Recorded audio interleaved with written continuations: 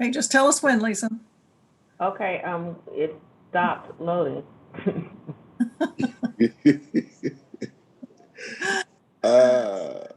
Been a day, hasn't John, it, Lisa? it has. John Strope, are you looking at this? I'm about to check YouTube. It says that we're live. Let me double check. Okay. Okay, we're ready, I think. Okay. Well, I think we're ready. All right. Okay.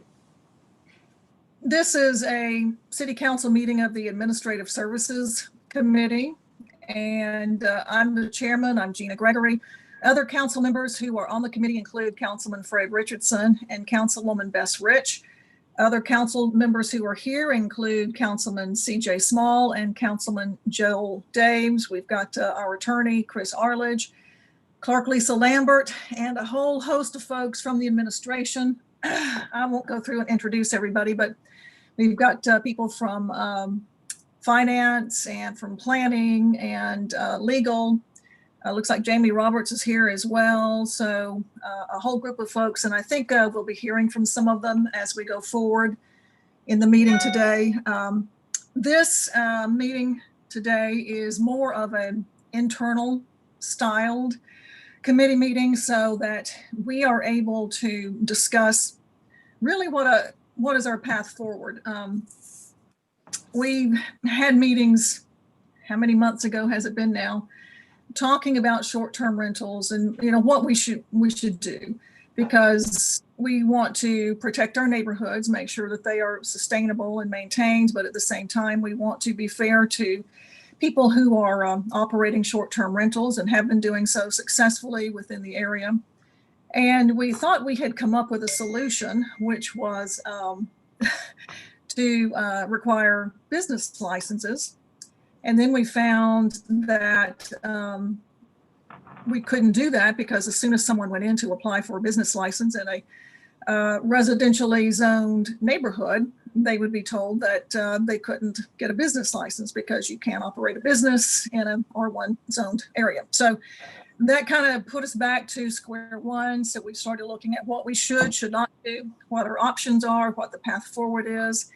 And we've gotten some research from the hospitality industry about what some other cities are doing.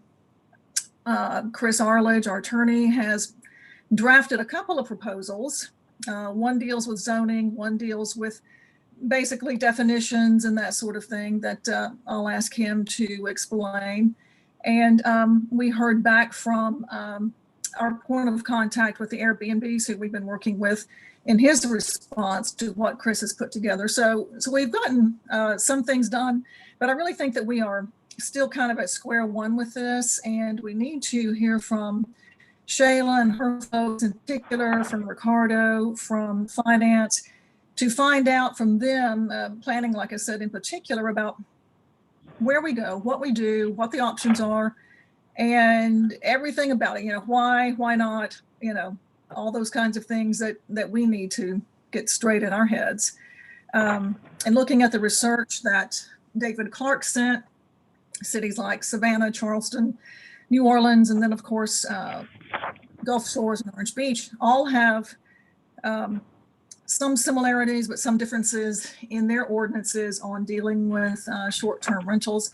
And as we know, those cities are different from Mobile. They, especially the beach communities, but Charleston, Savannah, New Orleans, probably more similar than we are than the beach communities, but they are further along in, how do I put it?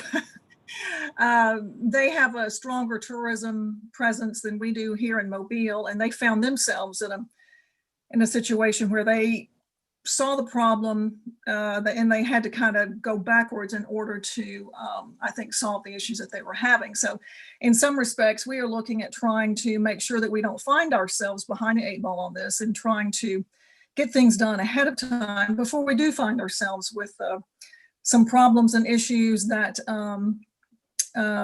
we have to deal with.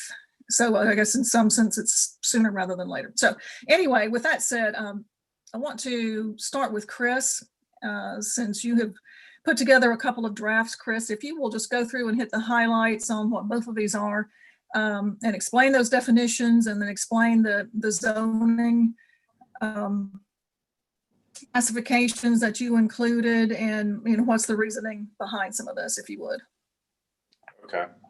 All right. So we've got two different ordinances. One regarding the licenses and the taxation of these businesses, and also some basic safety requirements.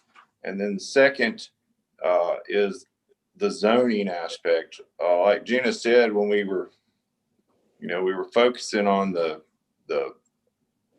safety criteria and the license aspect, we realized, these folks that are already, a lot of these are already in like an R1 area.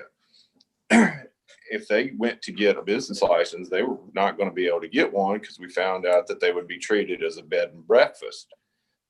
So how do you fix that issue? Well, you have to, they couldn't be deemed non-conforming under the current zoning ordinance, because they weren't in existence when it was adopted or when it was amended, or they hadn't just been annexed into the city. It was already, deep inside the city. So the licenses part of it creates a new category under the schedule of licenses, defining a short-term rental as a rental of a dwelling unit for a period of less than 180 days. The significance of that is there is already a long-term rental ordinance in the city that covers rentals of more than 180 days. So I did have it at like 30 days at the beginning, but that would have left a gap in there. So it excludes the other rental categories and creates one that's really kind of focused on what popularly are known as Airbnbs, even though there could be other companies doing it. Additionally, provided some definitions. What is a short-term rental? A rental of a dwelling for less than 180 days, consecutive days. A dwelling is, any kind of room, house, building, mobile home that can be used as a sleeping place. Requires a business license. Arguably, they may already be required to have one, but it makes it crystal clear. And that's for each structure. Now, and when I say structure, I'm, the whole building. Now, it was pointed out to me a minute ago that condos could be considered a different kind of situation. So Flo sent me some language to maybe tweak that a little bit to treat condos as each separate thing, because generally those are going to be owned by separate people. In addition to getting a business license, the contact information for a local responsible person will need to be posted within the rental. They need to have smoke detectors, fire extinguisher, and the 911 address posted outside the building. Got to have a license for each different location. And that's the gist of the licensing ordinance. I looked at those other cities that were mentioned, and they all have these extremely elaborate situations, and their short-term rental ordinances were very long, most of them. I didn't get off into all that stuff because they're just frankly more developed than we are in the area. Now, location is the other big issue. So I came up with an amendment to the zoning ordinance. And in the midst of that, I was advised there was some feeling that you know, the rental's owned by, and I don't know if this is a problem in Mobile, but it might be one day. The rental's owned by, you know, these remote corporations and things are kind of different than one owned by mom and pop that are, you know, in the next bedroom and things like that. And so I created two categories, an owner occupied category and a non-owner occupied category. And basically to some of the thought process was, okay, protect the integrity of the neighborhoods. You know, you're living in a residential neighborhood, you know, off of airport or wherever it might be. You know, next door, you got transients coming and going all the time. Is that the correct thing? So what I did was said, okay, I'm going to treat owner occupied short-term rentals the same as a bed and breakfast, and treat non-owner occupied the same as a hotel, and gave them those same zoning availabilities that those other entity type of businesses have in both the regular part of the city and in the downtown development district. Now, a lot of the current short-term rentals are already in R1 areas, but with the amendment, those would be deemed, at the adoption of the amendment, those would be deemed a non-conforming use and would be able to carry on, but it certainly would restrict future development there. Now, whether they should be allowed in, you know, R1 areas, R2 areas moving forward is really a policy question that the council needs to decide. That was one of the concerns raised by the Airbnb folks when they responded to this. But, you know, you got to draw a line somewhere. Now, where that is up to the council. So that's the gist of what I have done here. I received comments from, like I said, the Airbnb folks. I responded back to those. I don't know if I gave them the answer they wanted to hear, but I did respond. And then I just received some comments from Flo,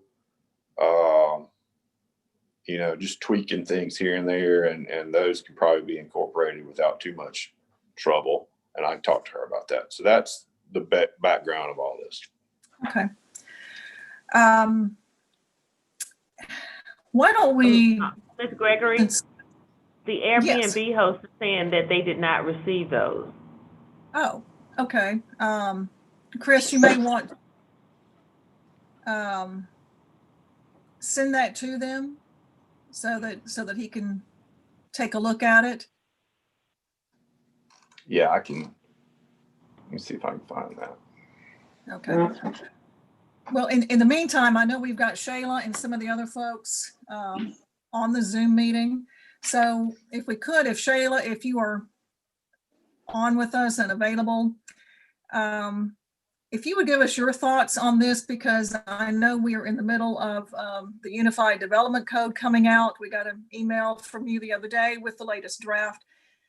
In looking at this early on, I know I've mentioned it, and I think some other council members did too, about was there anything in the UDC about short-term rentals? And if not, would it be a better idea to include that in the UDC going forward? Or is it better to address now ahead of time, and then it would just be incorporated? So I know, kind of a loaded question for you, but why don't you give us your perspective on what we're doing and maybe what you and your team think would be best path forward? Thank you, Ms. Gregory, for the opportunity to participate today. My team has had a very limited opportunity to go through the drafts due to illness, and then, quite frankly, we've been very focused on getting the UDC to a point in place to detail for the public to understand and process. And we'll be working on more details in terms of its path forward. But I would say our concern at this stretch is not so much to do with the substantive sections of the draft ordinance as outlined, and there may be others that have some specific comments on substantive points within the ordinance, but it's really more of a matter of timing. The short-term rentals has not been included within the most recent drafts of the UDC, as we relied, very heavily on public comment, citizen feedback. And if for whatever reason, we just didn't hear a groundswell of concern regarding this particular use. But having said that, the new draft is out, and it does not specifically mention or speak to short-term rentals. The timing concern is if, as we're getting ready to put forth a revised UDC ordinance, I'm of the opinion that the goals of the council, the community feedback will be central, to refining the ordinance in the way that I think we would all feel comfortable with. But the timelines just aren't meshing well, in that if I put forth the document in front of the path forward, obviously would be the planning commission, then the city council obviously would take that up. Is the new ordinance offers different procedures, different paths forward in terms of how these matters are addressed, whether it's planning approval or some revised version of how that gets dealt with. It kind of, for lack of a better word, interrupts our path in terms of being able to present something to you. We will basically have to revisit several sections of the ordinance if this goes before the UDC is adopted. And so it's just somewhat creating a little bit of a kink in our process. We feel like we're at a place and point where we've got a good solid document that we want it to be dealt with and addressed in a public fashion. But if the short-term rental goes in front or before this process, then we'll have to revisit several sections of the UDC because of the procedures are just very differently addressed in the forthcoming ordinance. So Shayla, are you saying that y'all aren't necessarily against what we're doing? It's just the timing, and then because it would be different and procedures are different than maybe what we're looking at doing, would cause y'all then to have to go back into the UDC document and make some changes? Yes, and it's not, they're just not simple edits. Every use has a tie-in into a procedure or a process. And so, a lot of time has been spent trying to understand the goals and objectives of this council as it relates to our protocols and procedures in the new ordinance. And so if we're relying on the old ordinance to do that, we're just going to have to go back to the drawing board on several key sections.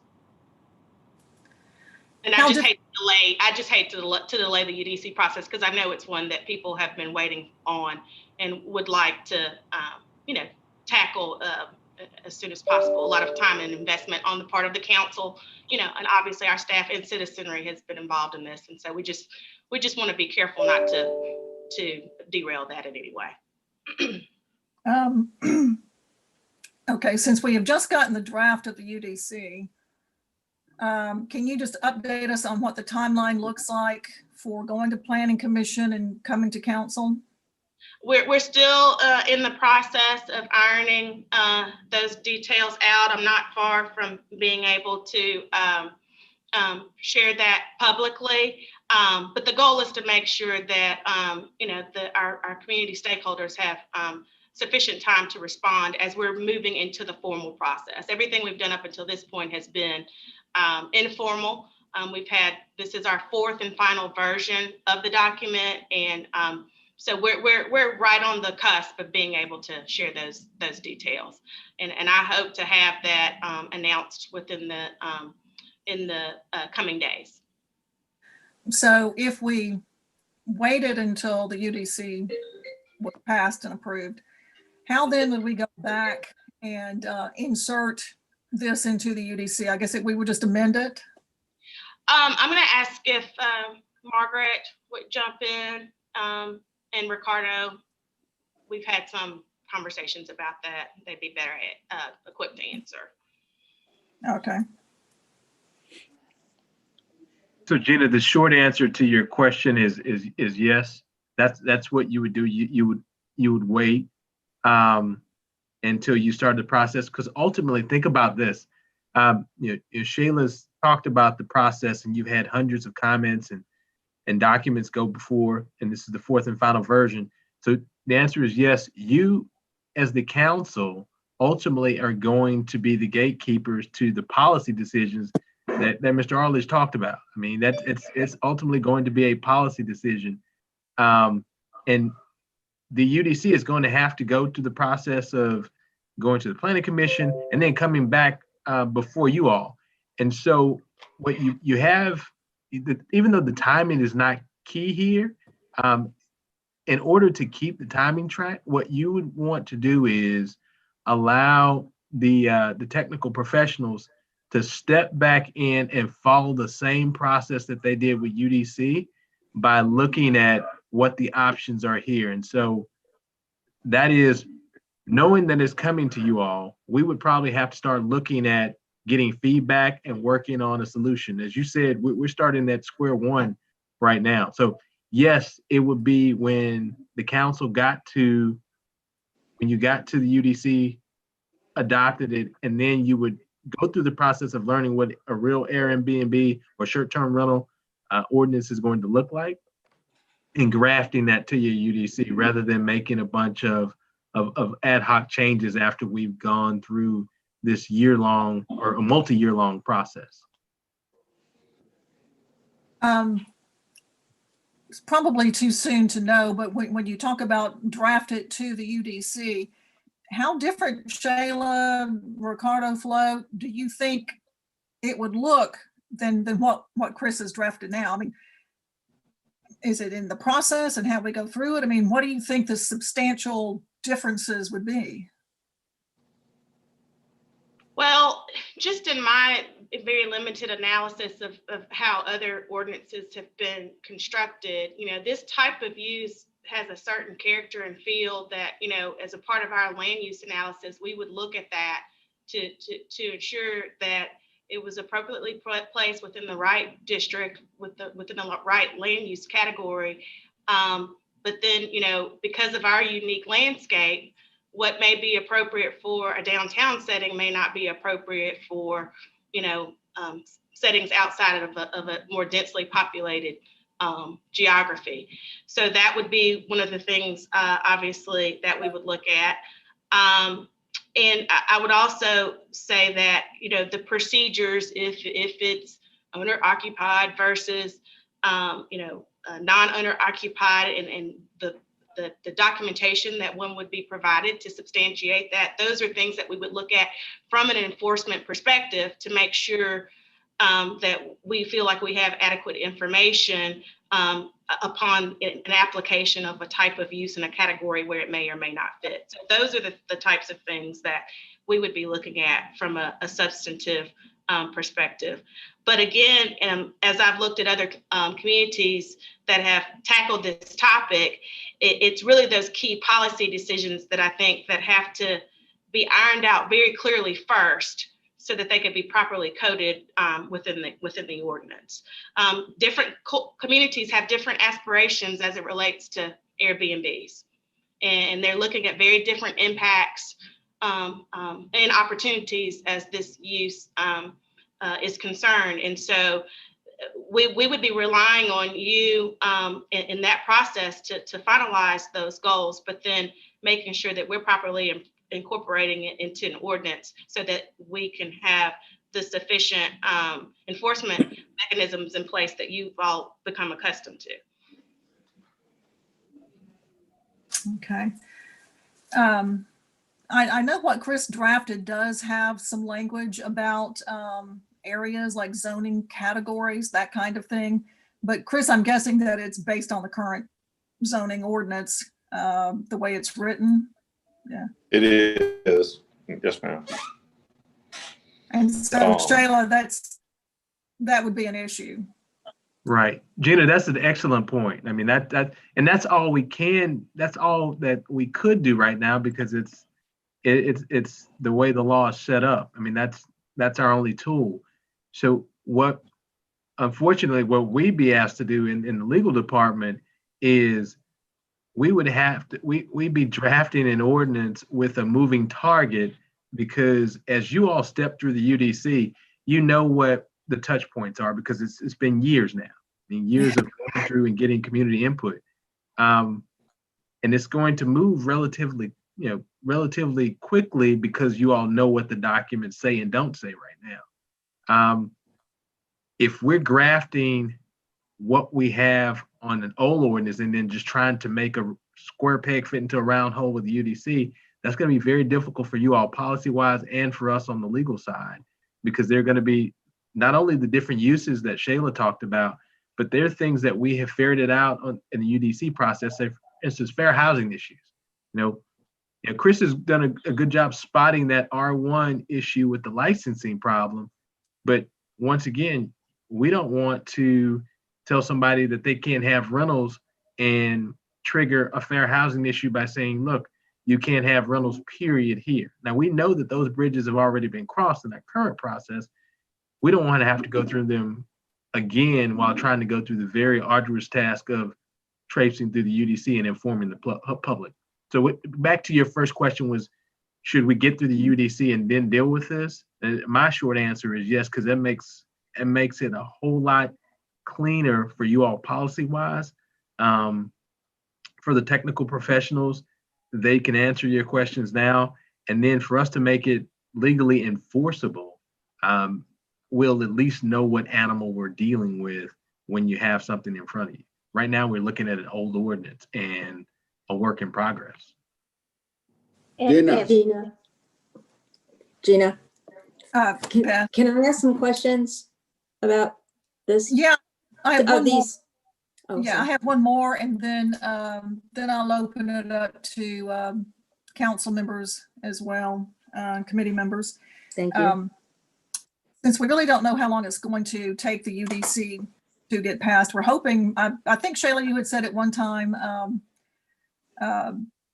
by the summer or something like that, you were looking at maybe, and that would be, I think that would be a big goal, probably a very ambitious goal.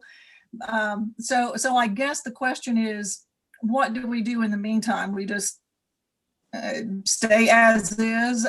We continue looking at what we want. I think Ricardo mentioned, or maybe Chris mentioned one about exactly what it is we're looking at doing, what we want to do. That's when we can get with all of the various interested parties to find out exactly, where we are, what we want to do.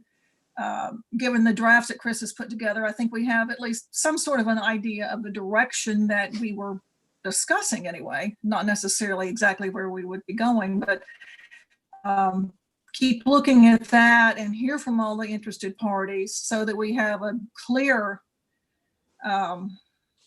direction, and then use that going forward once the UDC is approved. I mean, I'm kind of thinking out loud, but if more and more people decide they want to open a short-term rental in a residential neighborhood, we don't have any way to say you can't do it right now. I mean, as it is right now, anybody that wants to open an Airbnb in any neighborhood within the city can do it. And there would be no way to say, no, you can't at this point. Correct? I don't see anybody nodding their heads or anything else. It's up to us. It is. We do whatever is legal to do. It's up to us. It's not. Well, it's up to the council. We want to do it the right way. All right, Bess, why don't you go ahead? Thank you. Shayla, I I've had some review of the fourth version that you got out, the final one, but I thought from the first and the second to the third, the staff went back to not changing zoning codes. What's mostly changed are planning approval procedure is more procedural, and then we did. You are advocating for like the Village of Spring Hill or Peninsula Africa Town, and I'm forgetting the other two right at the top of my head.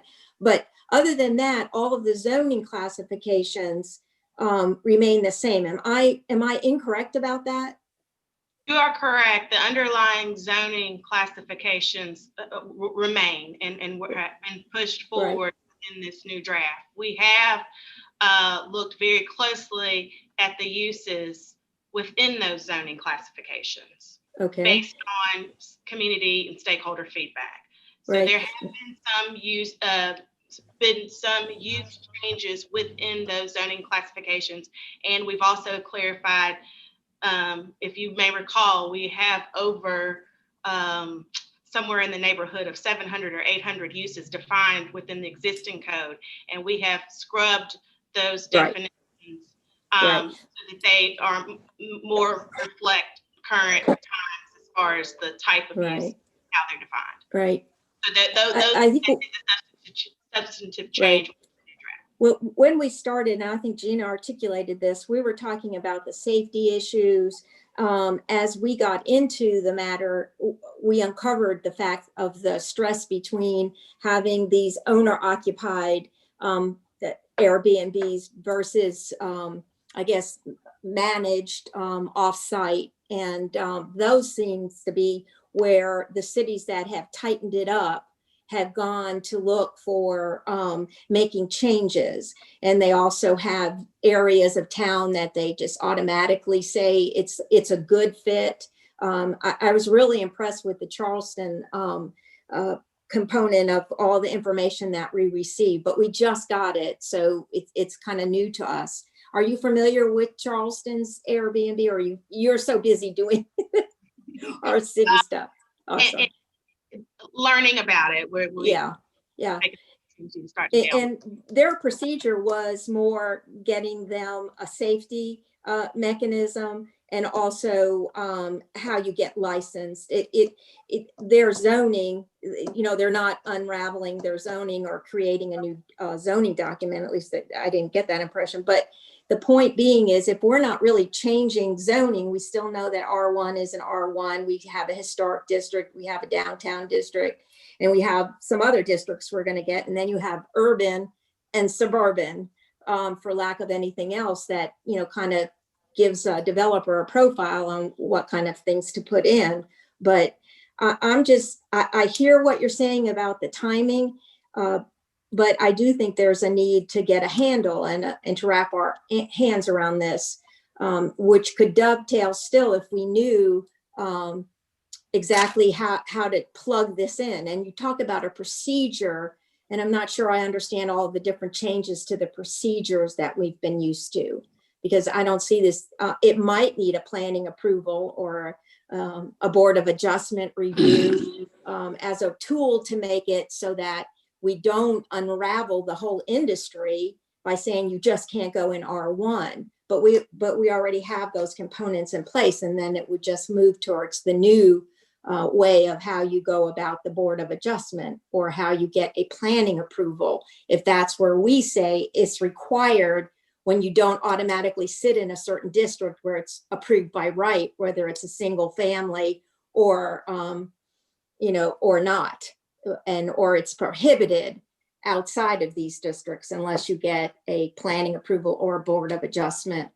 And then, like I said, if those changes are made, then automatically they would go through those changes to achieve their goal or to get it denied. Well, I guess my comment to that is, and going back to the earlier point, I mean, we don't object to the effort. I think it's just how it's syncing with our timeline in terms of attempting to move forward, is a concern. But with respect to the uses and then in our new procedures, if you've spoken a little bit about planning approval and how that process works. Well, we've augmented that. And so, what traditionally, may have gone to the Board of Adjustment versus what goes directly to the City Council, Planning Commission, that has been revised, and it would take a dedicated conversation, one that I know that you all are interested in, to be sure that you as a council, understood what that change would be. And because I think that has a significant impact on this use and many others. And so as we evaluated that process, we literally went use by use to understand what the adjustment in the process would be. And so I just think it's important to have that foundation in place before we begin to tackle what I consider to be a significant use that almost needs its own zoning analysis.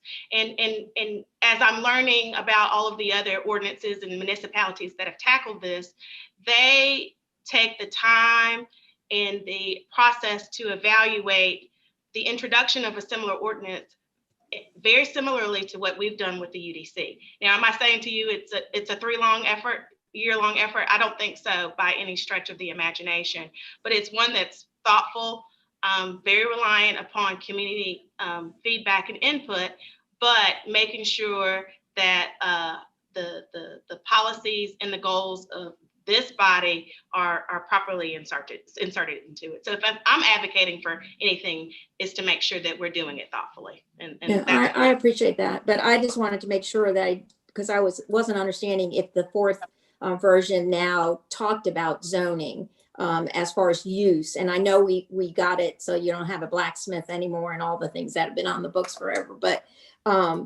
okay, I just was trying to follow all that chain that's been adding up over the last, I guess, 4 or 5 years now. But thank you. Appreciate that. Fred, did you have anything? Oh, yeah, yes. And listening to all of the previous speakers, no one has given us a clear course to follow, probably because there will be some drawback no matter what course we follow.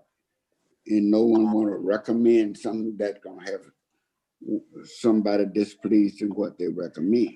So it's going to come down to the council. So what, in light of all what I've heard, it seems to me we haven't heard from anybody in the industry. We're not ready to vote. We don't have an ordinance draft to vote on. Why don't we just go ahead on and hear everybody out? Let's see what everybody, and then come back. When we hear everybody out, we have some sense of, how those in this industry feel about that. Then Chris can draw us up, what he recommends in light of all of that, and we can come back and tweak that one way or the other. But we need to now hear from those people in the industry. And we've been here almost an hour. And I would imagine, I don't know how many is out there, but it seems like to me we got a few people out there that want to say something to us about that. And we're not going to do whatever we do. There will be some people in opposition to what we do. This is not going to be a feel-good ordinance where everybody's going to feel good when we are through with it. We just going to have to do what we believe is best for the citizens and for the city of Mobile. But in order to help us determine what is the best thing to do, we need to hear from the citizens out there on what their feeling is about this. And then we can come back then and draft the best ordinance that we can. But I'm interested at this point now in listening to the citizens out there. What we had decided to do is this meeting is primarily internal, and we were going to schedule another meeting coming up to ask interested parties. But there are some people who were on the call today who do want to speak, and I want to give them an opportunity to do that. One thing, I think Shayla may have brought this up, it may have been Charleston, because I was looking at the Charleston and the Savannah policies, but They actually created a task force to look at all of this and to come back with recommendations. So that is definitely a thoughtful way of doing it. And we've really kind of started doing that and hearing from the Airbnb folks that we've been working with, but we haven't reached out to other interested parties yet. So we're still behind the curve on doing all of this and getting really a clear goal in mind as to what we want to do. And I think that's what Shayla's talking about. We have to have a clear goal. What is it that we want to do and how would we like to achieve that goal? And once we get that, then it's much easier to incorporate into the UDC, hoping that that would be approved sooner rather than later. Joel, you've come back on. Would you like to say anything? No, I never left. No. Just your video. I've been listening this whole time. Okay. But I'm willing to just listen today. Okay. What about CJ? Are you still on? Okay, he must have had to go. Anybody else from the administration? I know Celia was on, Anitra, Jamie, anybody before we open it up to the other folks who've been holding? All right. I know I had gotten a message, our point of contact with the Airbnb folks, and I'm sorry, I don't have your name. If you would like to go ahead and speak, Lisa, if you can help set that. I'm here. Can y'all hear me? Yes. Hi. Hey guys, Andrew Thigpen. So I own 2 Airbnb properties and I'm representing roughly somewhere between about 70 to 100 hosts. So we're fairly organized. There's a core group of us that have been looking through some of these policies, those that you have sent. Oh, she wants me to start the video. Okay. You can even see me now. Yeah, here's my great office up in Shell Saraland. It's not very exciting. So just a couple things. I sent an email back on the comments from those. So we looked over a lot of those. The first thing I want to mention is around the zoning. So I think something that was mentioned that I think we need to really make sure is what the end goal is for the city of Mobile. Some of the cities mentioned have very unique issues, which is why you see so many different styles of the way the Airbnb policies were written. Good example is New Orleans is written because of a housing shortage. Savannah's is written because of severe partying and complaints from neighbors. Gulf Shores, very similar. There's also some of those cities I would say are not considered Airbnb friendly to host. And those restrictions have shut down many of the Airbnbs in the area. There's also cities out there that are much more friendly to host. Milwaukee, Wisconsin, and Columbus, Ohio. Cities much larger than our city that have, I guess, embraced this. And that's actually a trend you're seeing more as cities are embracing it. Back when Airbnb got started up and was hitting it big in like 2015 timeframe, a lot of the cities came out and just shut it down. New York City, New Orleans shut it down. So the key is we need to make sure that whatever we come up with fits the needs of Mobile. So let's talk about the zoning, and I'll just be blunt, and I sent those comments. It's almost, the way it's written is almost a nuclear option. So as a current owner, does it benefit me because it grandfathers me in? Yes. Does it benefit the industry long-term? Not at all, because it's essentially going to make entry to Airbnb hosting almost impossible with the zones that it's allowed in. So you're not going to have people buying rundown properties in Oakley, flipping them and turn them into rentals. I mean, mine was a long-term rental that a drug lord lived in, and they were just happy. All the neighbors were happy that I was actually using it for good. Most of the hosts in Mobile are great people too. It's a small community, not as large as some of the other cities. And it's a tight-knit group. You don't have the issues that cities have of outside investors coming in and running these and not taking care of them and not caring about the neighborhood. So that's one thing you got to remember when you talk about these larger cities is they don't allow them in certain zones because they had that issue. And I'm not aware of significant residential complaints that we're having that are unique to other cities. So the not allowing it, those R zones, pretty much is going to shut it down. So they're slowly going to die out. I'll say that. So nobody's going to be able to enter the market. So therefore, if I'm in it, yeah, it benefits me, but does it help the market long term? Not at all. And I'm using this for similar activities I would for a long-term rental. And I would argue that we take care of these better than long-term rentals. Mine was in terrible condition as a long-term rental. I take care of it. I own the property. I care about the property, and I'm local. I mean, if you want to say you have to live locally to own one, that's great, because all of us are local folks. We own these local. So that's a lot of those unique issues. The second thing I'll mention is another thing that's going to force a lot of people out is the actual ordinance itself requires you to bring everything up to current codes. My house was built in 1910. I may not be able to meet all those codes. It's considered safe for long-term rentals, but now we're going to say it's not considered safe for short-term rentals, which is still a single family. So that's one thing you got to think about is, so let's talk through, if you implement it as it is, it would probably shut down half of us because we can't build in codes, and then nobody would be able to enter the market. So anybody who met that and was already existing is going to make a ton of money because they're the only ones around. But you know what? Airbnbs are going to slowly die off. People are going to move away. People are going to sell off. And there probably won't be any Airbnbs left when it's all said and done, because that's a lot of effort to enter the market. In a city that isn't as profitable for Airbnb, like New Orleans or Charleston, where maybe people spend that time to enter the market because it's much more profitable, but they have a much more unique situation.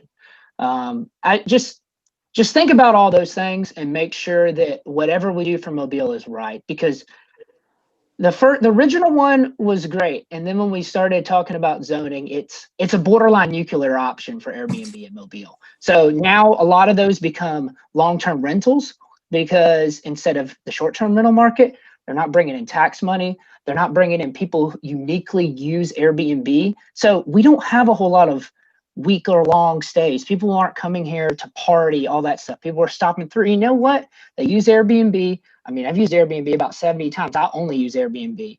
If there's no Airbnbs that are available in Mobile or any good, people aren't going to stop. People aren't going to stop going to when they're on their way to Disney World. People are going to stop here on their way to the beach. People are going to stop when they're traveling across country.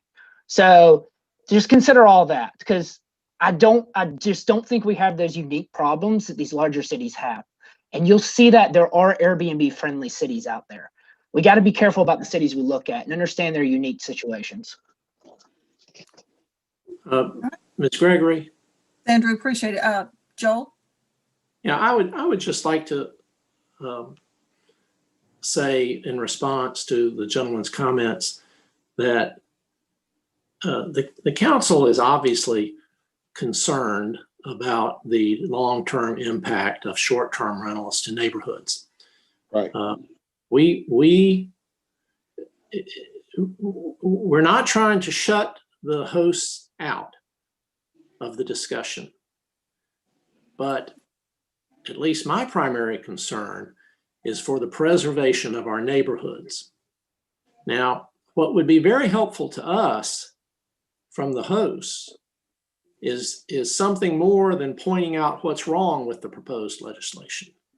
What would be helpful to us from the hosts is their own suggestions about what would work for both the hosts and the preservation of the neighborhoods in our city.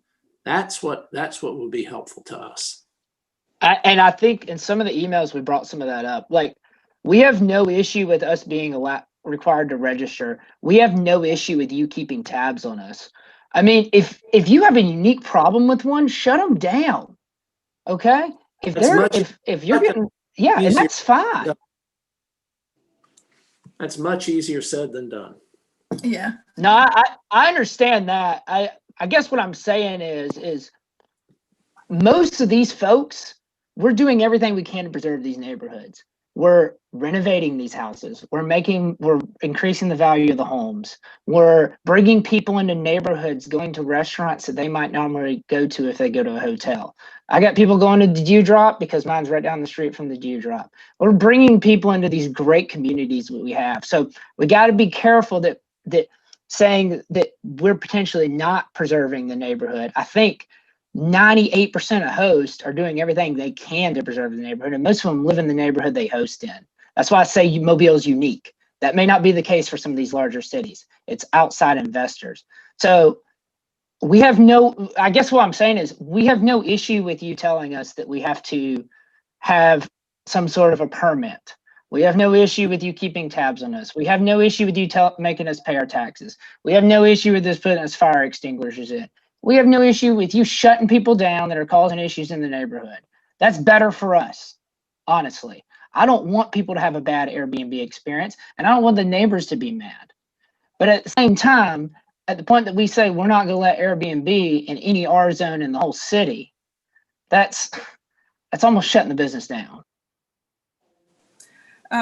Andrew and Joel, shutting Airbnbs or short-term rentals down is not what we are intending to do. What we're trying to figure out is how do we all coexist? How do we preserve neighborhoods? How do we continue to allow the short-term rentals to continue on in the best manner possible? And what we talked about at the beginning of the committee meeting was that, you know, we thought that just by requiring a business license was really all we needed to do, because most everybody that's on the Airbnb platform already has to have all of these safety measures in place.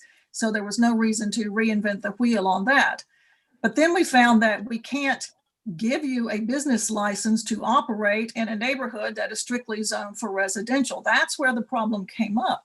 So we have to look and see how can we make this all work? Permits, all that sort of thing. Yeah, that's great. But how do we make it work legally in the city? And that's kind of where Shayla was going as well with the UDC, because the UDC is an overhaul of our zoning ordinance, you know, for the entire city. So I think there are ways to do it. Some cities, as you well know, have short-term rentals can only be in certain areas rather than the entire city. Certain areas, apparently are not as popular, for short-term rentals, but all of those things can be looked at. So I think the answer again is looking to see clearly what is our goal for Mobile, because Mobile is different. We're not Savannah, we're not Charleston, we're not the beach. And we have to look at what is best for Mobile, what fits best for us in the long term. So once we get a clear, I guess, goal in mind and how to go about doing that, that's when we get our ordinance put together, whether it's pre-UDC or after UDC. And I know the administration prefers us to wait until the UDC is approved and then come back and amend it to include the short-term rentals. But if that's the way we go forth, then we'll have time to maybe have some, if we want to set up a task force of interested parties, we can have them meet and talk, have the council involved and try to figure out exactly what the clear goal is. And then it would make it easier for, once the UDC is approved, to get something going at that point to amend it. I mean, that may be the direction that we go. I don't know. I would just suggest that, and let me say to Andrew again, I'm not opposed to short-term rentals. I think they have their place in our economy, and we need to be careful about what we do in order to preserve that portion of the economy. But at the same time, we have an opportunity to the thousands of residents who live in our neighborhoods to make sure that their neighborhoods are the ones they moved into, the ones they invested their money into. And so I think we're trying, and that's why all of this discussion is going on for so long, because there's not an easy answer. If there were an easy answer, we would have been able to do it immediately, but it's a very difficult answer. I'll state, I get it. I totally get it. I know it's not an easy answer, and I'm not trying to say, and I don't want us to come with the aspect of no. I get it. Okay. And I understand that we want to make sure the preserve. We also have to be careful that we just don't kill it all off at the same time. That's what I'm trying to prevent. Because I'll be honest with you, I don't plan to buy any more properties, and the way it's written, it benefits me because it grandfathers me in. But I care about it long term and competition and making sure that we're holding a high standard for these communities that our Airbnbs are in. That's important. I get that. I totally get that. And I think we all get that. So let me be clear, is we want to work with you guys, and our answer is always going to be no. We're okay with you knowing who we are. We're okay with working with the communities. We get that. So I want to be clear on that. All right. Thank you. Gina, if I could comment to Andrew's commentary.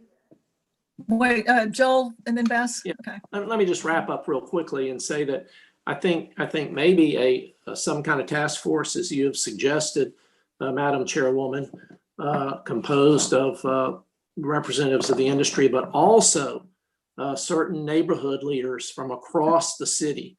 And maybe that task force could get together and come up with something that they could all join hands and support. Okay, Bess. Well, I was going to say that, and because things are being written anew on the process, when we talk about someone being prohibited, they can go to the Board of Adjustment, and then people within a certain amount of feet get knowledge that there will be this request for something different than what is allowed by right. And I think in listening to Andrew, I certainly also will echo the sentiments that we know it's an industry that can have a very positive message, for people visiting us. And it's a well-used type of tool for people rather than going into hotels. It's not for everybody, but it's certainly, and it's growing immensely. But the point is that if we prohibit it somewhere, if we write it correctly, there should be a tool that allows somebody to come in and still achieve that goal, but do it so that the community nearby is acutely aware and kind of buys into it as saying this could work. So again, I don't know what the Board of Adjustment process will be in the future, or planning approval or whatever tool, but hopefully there's tools still involve the public and still, even as an appeal, come up to council. I don't know that how it's mapping out right now, but again, those have been good things, and that's a way to still make sure that it's prohibited in some areas, but still allowed to get achieved if it's the right mix and people nearby buy into it, so to speak. And that might be something that is written into the UDC or into our amendment if we go that route. Sure. But yeah. Any other council, Fred? Yeah. Yes, we are late getting into Airbnb. In most of the cities that we have talked about, Orange Beach, Gulf Shores, Charleston, Savannah, they are cities smaller than us. None of them are larger than the city of Mobile. New Orleans is. Other than that, the rest of them are smaller than the city of Mobile. It seems to me that Andrew's take on this, that they may not have done it right. But he did name some cities that, in his eyesight, who have done it right. Maybe we need to look at those cities along with other cities. And I agree with Joel. It's that we need a task force, and it ought to be made up from citizens, leaders inside these neighborhoods, because that's who's going to be affected by this. And we need to hear what they are going to say. But I certainly support a task force 100%. All right, let me ask the council members. I think maybe the task force is the direction to go. But as far as a next meeting, because we have talked about, having another meeting and inviting interested parties. So I think we should probably go ahead and do that maybe in a couple of weeks. And then if it is the will of the council, at that point, we can go ahead and set up a task force, reach out to the various interested parties to put a task force together. We'll have to decide how we set up this task force, how many members and all that sort of thing. Is that the direction you all are looking at? Is that what you want to do? I don't have nothing against it. Yeah, I understand the need to maybe slow it down to some degree, but at the same time, we talked about that this meeting would be where we would learn some of the kinks and, some of the pros and cons of moving forward. But getting this still out in the community would be wise. And a way to do that is the task force to augment, all of us being the ones looking inward at it. Now, but Gina, do we go? We did. But do we go ahead did. and move forward with another meeting in 2 weeks and invite all the interested parties to speak to us, or do we just go ahead and move forward and I form a say we task just go force. with, I say we just go ahead with the task force. Yeah. What do y'all think? Bess, Fred? Well, I I think agree. we've got some good components on areas that we think it's a good mix. So if we had representatives from those areas, like the historic district and downtown, and then some, suburban neighborhoods, urban neighborhoods, and it doesn't have to be a large group, but if we could find, maybe a group of 10, and then people from the industry as well, that would be a good mechanism to get some really good feedback. And they could listen to the industry could listen to their concerns that they might have. So I think we could identify people that would sit at the table and come up with, some movement towards eventually getting this, accomplished. I think each One thing I councilman- would mention, sorry, I was gonna say one thing I mentioned, whatever you do on a task force, some of the small business owners, you may want to include in that as well, because we do push a lot of business to them in some of the communities. So just something to mention. That's a good point. Hey, Excellent. Fred? The point is, if I think each council member ought to have an appointee on there, but beyond there, unless you narrow it down, you're going to end up with 15 or 20 people. If we're trying to get one from here, yonder, there, it's still going to be a big group, because we haven't even gotten downtown. We haven't even gotten to the people downtown. Well, I tell you what, why don't Fred, Bess, Joel, since y'all are on the call with me, why don't you all put together your suggestions on how the task force should be set up? We can have 7 members that, the council appoints, and then we could increase it to maybe industry members, a few small business owners, that sort of thing, to round it out. But we don't need a huge group, No, 10 would be maximum. Yeah. Yeah, but I think we need, some representatives from the industry, but we need representatives from neighborhoods or all across the city, across the city, because our neighborhoods are all different. Every neighborhood is different. And I think I think that is really important. I don't know whether we need to necessarily have one appointment a person, if we could agree with a group of people, and as long as all the neighborhoods across the city are represented. So one thing I'll mention is 95+% of the Airbnbs and short-term rentals are either in Midtown, downtown, or Oakley. Right. So that may help you a little bit with that. There's not much west of 65. They're sparse west of 65, but as you move towards downtown, so those specific districts are the majority in the Airbnb short-term rental. Yeah, but Andrew, I think it's important to remember that one of the things we're concerned about is the spread of short-term rentals throughout the city. That's one of the things we're concerned about in managing. Managing is the wrong word, but it's not a bad word too. But managing the spread.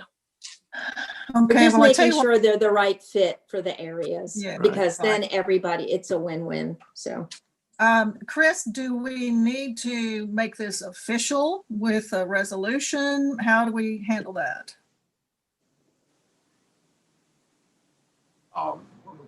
Do you want to?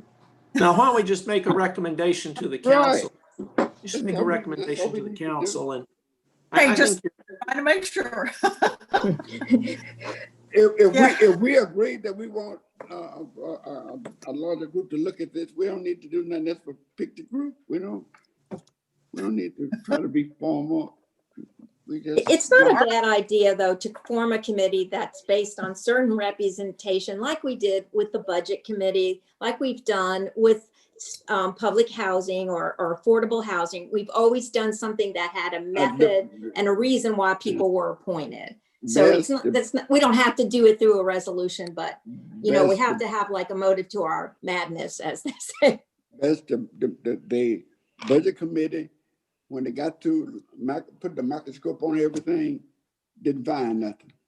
Let's move on. We're not trying to, let's each council member pick and let's go. Who they picked, that's who they picked. They did find a lot, Fred. Just because you say they found nothing doesn't mean they Let's found Sorry, I nothing. bought it. Let's move on. Okay, Let's move but on. you see, my point is that we And could, they because we stopped did when it with picked a new affordable mayor. housing. The We whole knew committee we had went home. certain You could pick a new selections mayor. You ain't got so that nothing it to wasn't an individual council person or assign it to an individual council person. But the point is that we have a reason. We already have zones. They're like the Village of Spring Hill and like the Peninsula. So we have these things. They're not laws yet. They're not in the on the books. But we know these things are in place and will probably be adopted, I imagine. So, if we could, and that way it would keep it in line with what Shayla is talking about. Like, you don't want to reinvent everything after we do something. But if we're kind of moving in the same direction under the same mentality, then the committee could reflect it. Yeah, but when I talked about, I was really talking about the head of the neighborhood associations and not so much like the Village of Spring Hill or Debbie No, Foster's I group. understand that, but when you write it, when it's eventually written, we might make sure that that's one where it's prohibited unless it comes, to a planning approval or a board of adjustment or whatever. But my point is that I see where Gina is going. If we want to have something that people are appointed to and they know what their timeline is, when we want the report back, we've done this before in that. Right, manner. it needs to have the task force needs to have a beginning, a defined beginning and a defined end. Yes, and that's why you do it through a resolution, but Right. All right, well, why don't we look at doing a more official kind of a resolution? And Right.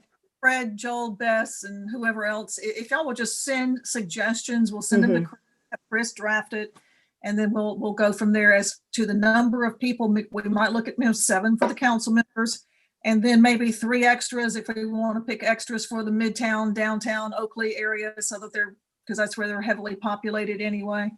And in those areas, you might hit some of the industry people. They could be appointed as those 3 extras possibly in those areas. I don't know, but just send me your suggestions to Chris rather, and let's look at it so that. I think Chris has something. Okay, Yeah, Chris. Can I ask? I was going to say you could do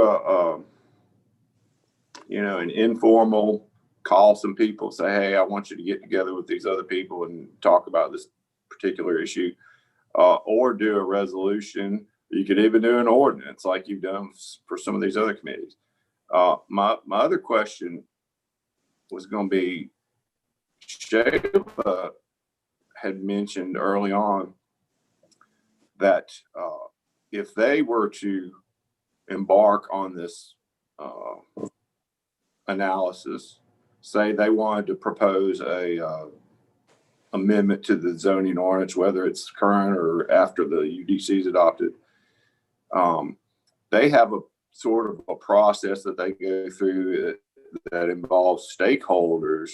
Yeah. And if she's still on, what is that process? Is that something we could copy? It's probably very similar to what we'll be doing, because I think Shayla goes to neighborhood associations like we would be looking at as well. But Shayla's here, so why don't you, Shayla? With it being citywide, it was important to us that we hit key groups, and y'all talked about many of them. Obviously, it's the neighborhood groups, the leadership within those neighborhoods, homeowners association presidents. But then when we get into the business community, we try to organize around topic by sector. And so very much how you've described your process mimics what we've done over the last 3 years. And at the end of the day, the goal is just to make sure people stay updated as we make progress and have regular intervals to allow for input. And there's no specific science to it, but the communication piece is always the key. And we try to centralize that so people know where to go to find information. Okay. Does that help everybody? I think one more thing. Yes. Okay. Chris? Ms. Gregory. Andrew had mentioned about the building codes and whatnot. I think he would find any business that goes to get a business license is going to have some kind of check. Right. To meet whatever code requirements they have. I don't know that there's going to be any, avoiding that. If I open an ice cream shop or a widget factory or whatever the city does in a normal situation to check that place out, they're going to do it whenever you go to get your business license, whether we say it in this ordinance or not. Yeah, I guess my point was there's got to be a little land yap, and if you're not going to hold long term, so the same items, we're using them for the same essential purpose. We're not actually opening it's a passive income versus an active income business. Well, so that was my only point. And some of these old, I mean, we got to be careful because I'm not going to go install a bunch of stuff, because eventually if these are sold off, they become long terms or permanent homes for people as well. That's a little bit different than a business. Yeah.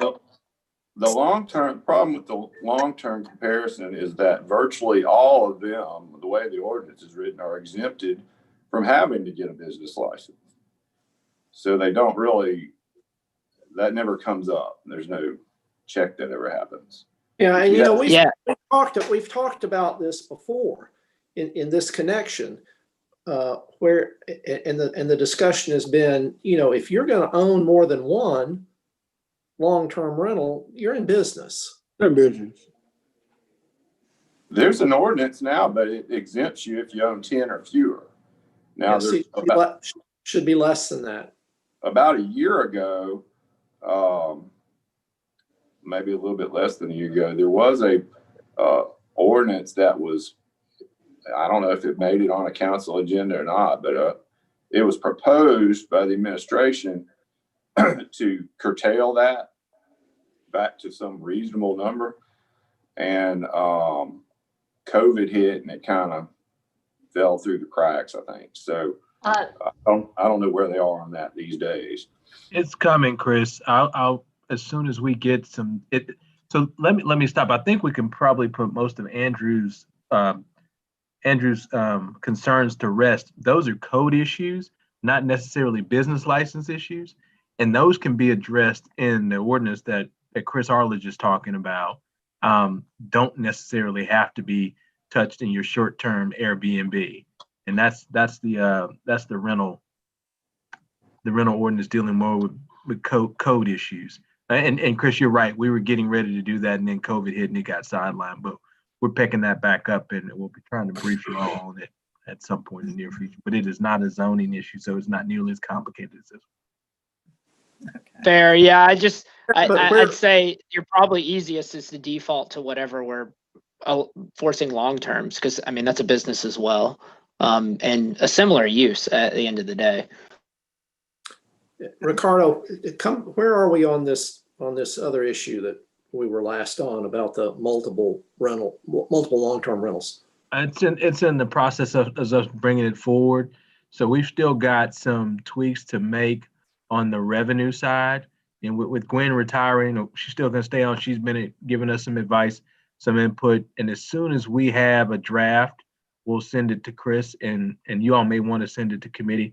But it's a lot, like I said, a lot less complicated than this one, but it will deal with the issues that you're talking about as it relates to code issues and what we can and can't do, because state law does prohibit us from doing certain things, but we'll make sure it's in line. And the issues you all are addressing on the code side, those are things that we can address through rentals overall. And I think, as Andrew said, as long as everybody's covered the same way. So we wouldn't be doing anything differently code-wise than we'd be doing with residential homes anyway. Yeah. Well, I know y'all have heard me say this 4 or 5 times so far during this protracted discussion that we've had over the months. But when I on 2 different occasions in 2013 and 2017, I went door to door through neighborhoods in District 5, neighborhoods which in the 50s and 60s had been really solid middle-class neighborhoods that are just being destroyed by rentals, by the insertion of rentals into them. And so I'm very much concerned about this issue. And I think we need to be moving forward on all fronts in a deliberate, fair manner, but landlords, whether they provide short-term rentals or long-term rentals, have got to take care of the property in such a way that it does not impair the rest of the people in the neighborhood. Yeah, well, that's true, Joel, but part of that same problem is what we deal with the housing board and the federal Oh, yeah. government times Yeah. with as landlords. So that's a very difficult one to deal with. But I'm with you. You know, we've got to be fair, and we have to be able to at the same time preserve our neighborhoods. And landlords have to take care of their properties. I don't care who they are. Right, and you know what I hear from the housing board is they don't have any beef with the city imposing maintenance No. burden on Section 8 housing providers. And so I think we need to be moving ahead with this. Mhm. Well, for right now, since we're not talking about long-term specifically on this, let's move forward with setting up a task force, and Chris, just be looking for suggestions on wording and how to set this up. But I think you probably have the gist of it, and we'll get that going. And then Ricardo will be looking forward to getting your information on the long-term rentals as well. Yeah. Everybody good? Yep. Very good. Good. All right. Hey, thank you guys for listening. I really appreciate it. And I hope to be working with y'all more in the future on all this. One last thing I'll ask, does the council want some suggested people from the industry to potentially be a part of this task force? Yes. Sure. I will send that your way then, not a problem. Okay. Thanks for Sounds showing up, Andrew. No, thank you guys. I really appreciate you inviting me in, because a lot of cities wouldn't be listening to me right now. And that's been the problem in some of these cities. So I really appreciate that. Thank you. Great. all right. All right. Do I hear a motion? Move to adjourn. All right. There is a second. So we are adjourned. Thanks, everybody. Thanks, Chris. Okay. Thanks. Okay.